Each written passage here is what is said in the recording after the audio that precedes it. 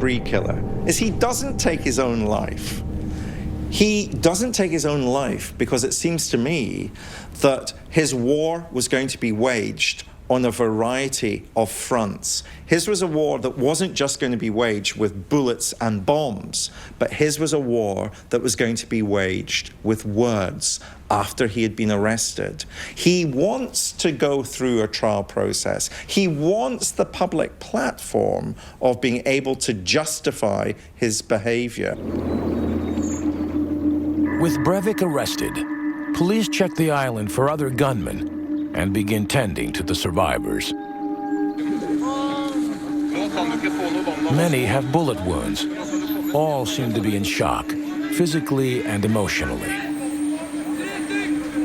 We've been quiet for 2 hours while we were really, really scared, and while everyone wanted to scream and cry. And when we first got rescued, everyone could let their feelings out and call the parents and be hysterical. The aftermath is haunting. The carnage, unfathomable. Fallen bodies are everywhere, 69 in total. A few are adults who volunteered at the camp. Most are teenagers, some as young as 14. Boaters do their best to rescue the campers who tried to swim to safety in the freezing water. One guy was folding his hand and he said, "Thank you," and looked at me, "Thank you very much, thank you." And they were some were showing appreciation. Other was just putting their heads like this, and I didn't see the faces at all. And but they were wet and they were freezing, shivering like this. Other boats circle the island, filming and searching for signs of life amidst the bodies that line the shore. I remember the people laying down. It could be jackets, it could be, but I realized now that that was actually deceased young people on the shore, and they were scattered all over there.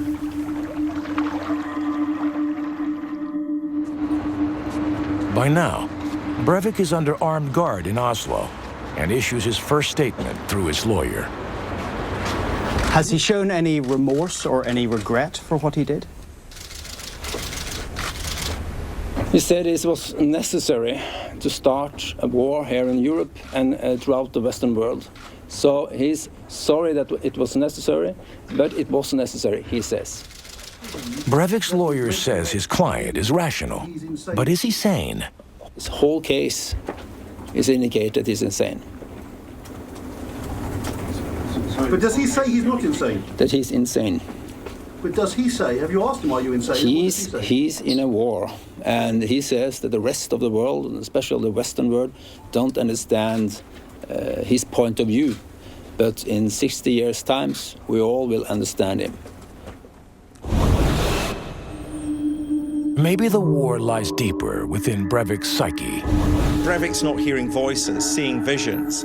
And therefore, I think we have to look at the personality disorder that might be driving his behavior. Perhaps we're dealing with that kind of cluster B personality disorder, somebody who's narcissistic, someone who demonstrates black and white thinking, and clearly somebody who's going to make a big, grand gesture so that everybody's going to stand up and take notice of him. Some experts believe his obsession with the medieval Knights Templar is critical to understanding Breivik's behavior. One of the key elements of the far right is its understanding of myth. And in this regard, we're talking about a myth that of the clash of civilizations, so-called, that goes back 1,000 years to the Crusades. And of course, the Knights Templar were themselves heavily involved in the Crusades. This was somebody who saw the idea of presenting himself as a Templar knight, as almost entering this world of fantasy, but at the same time reflecting quite a long tradition within the extreme right subculture. Either way, this is how Breivik apparently sees himself, as a crusader. He's described himself as a cultural Christian, and I think that perhaps a more appropriate term might be crusading Christianism. In the same way that we talk about jihadi Islamism, we're really identifying a political doctrine that takes on as it were, the veneer of religious faith.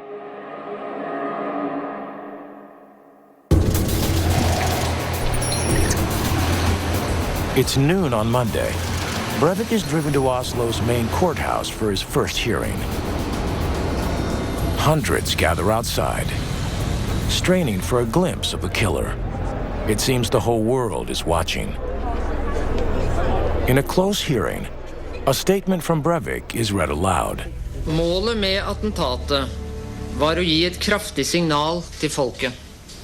Any person with a conscience cannot allow its country to be colonized by Muslims. End of quote.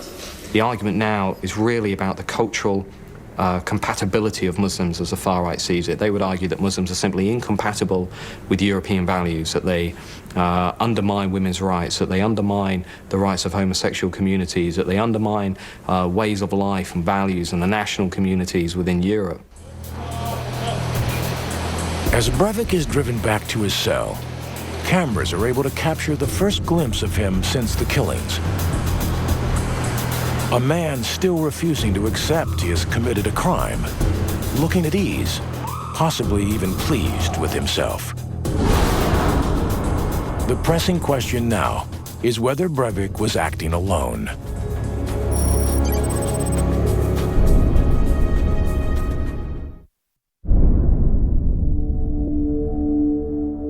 Kjempeskada. Skikkelig her borte. Skikkelig hårdt. In a matter of 3 hours, a homegrown terrorist brought unprecedented fear and grief to the heart of Norway. The mastermind of a twin attack that many see as Oslo's 9/11.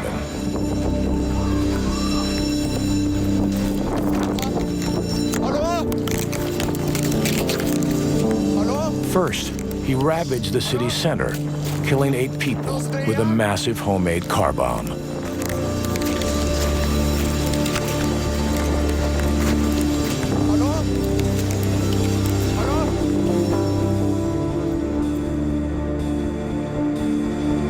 Then, he gunned down 69 young people at a summer retreat on a beautiful island.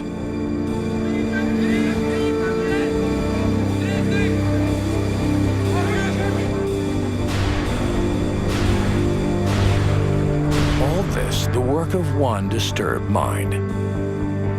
The mind of Anders Breivik.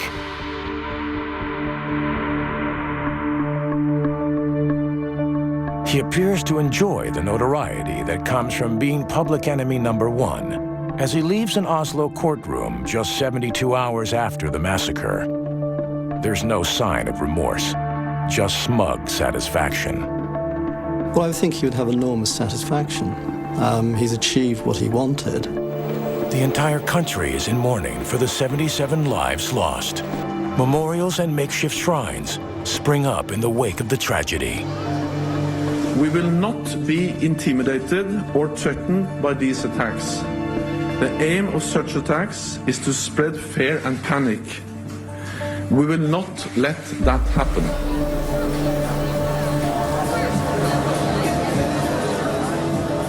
I would like to quote one of our comrades who said, if one person can create so much hate, then just imagine how much love we can share together. He might have been more violent than us, but our ideas are better, and it is our ideas that will prevail and will win, I'm sure.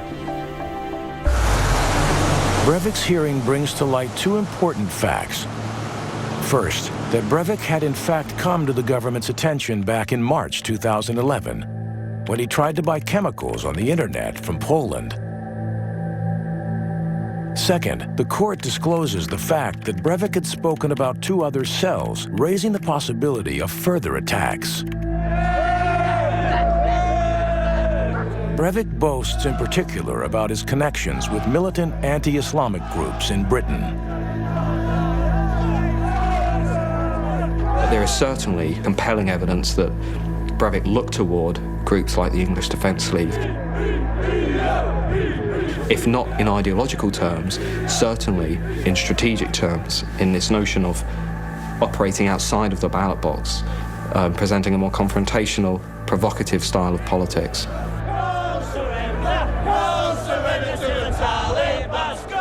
Given his narcissistic bent, Breivik may have longed for a following like the English Defence League. He emailed his manifesto to over 6,000 people. One can only imagine how large his audience is now. He was trying to offer a brand to sections of the European far right. This was a guy that wasn't only explaining what was wrong with the world as he saw it, but he was leaving behind a detailed blueprint for any would-be successors or would-be copycat attackers.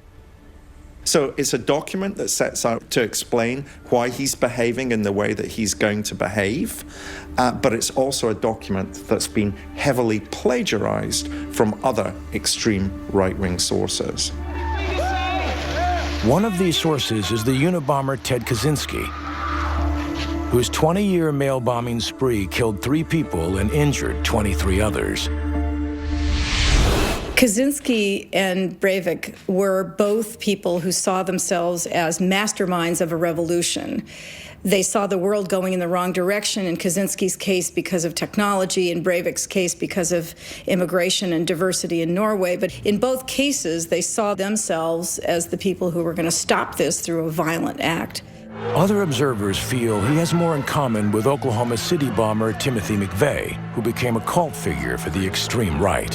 One of the parallels that has been drawn by commentators, I think, is that to Timothy McVeigh, not just the choice of weaponry in his bombing, but also the indiscriminate nature of choosing a target, and whoever's there on that day is going to be killed. No matter why Breivik committed this horror, no matter his influences, the end result is the same: a senseless tragedy paid for in innocent lives. We simply have to deal with Breivik as a spree killer, as somebody who committed horrific, horrendous acts. We treat him as an offender. Let's not elevate his celebrity, nor turn him into some kind of martyr. The most immediate impact is on the victims' families and the Norwegian people themselves, the ones left behind to mourn. What is the most awful thing that you can do to someone? Probably kill their children and leave them alive to grieve over it. I can hardly believe that I witnessed executions of young people, innocent civilians, who were on a camp to learn more about politics and have fun. It's unbelievable. And you all just want to wake up from this nightmare, but you know, you never do. As a person, you have to move on and look forward and start, like, at some point living like a normal life again. The island of Utøya is now known as a place where young lives were tragically lost. It is also a place where Norway's lost souls will forever be remembered. I'm sure that next year's camp will be the biggest ever. We're taking that place back.